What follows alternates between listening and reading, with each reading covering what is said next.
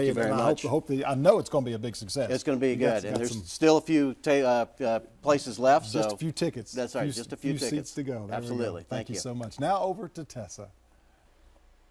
Many people don't know this, but Botox isn't just for cosmetic purposes. It can also be used to treat symptoms overactive bladder. Well, joining us now with more is Dr. Jennifer Grunenfelder, a board-certified urologist. Good morning, Jennifer.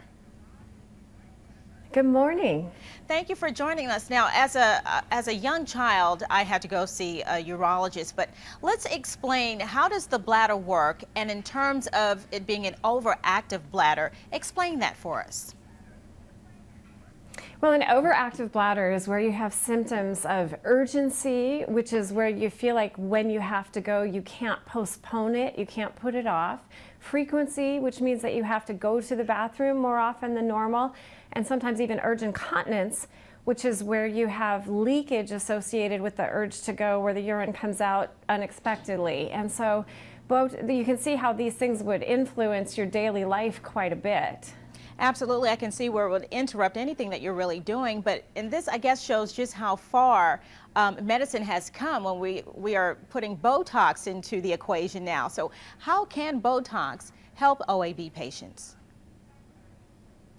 Well, there are certainly lots of treatments for overactive bladder. There are pills that you can take, but a lot of patients, the pills don't work or they have side effects. And for those patients, what Botox does is it calms the bladder down by basically blocking the nerve transmission that causes the bladder to contract.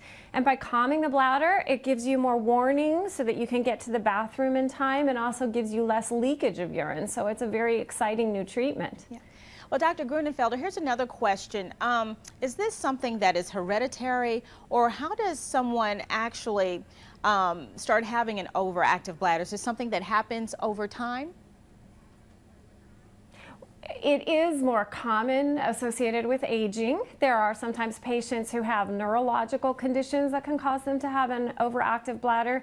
It doesn't seem to be hereditary, but truly we don't know what causes it. We just know that it gets more common as patients get older.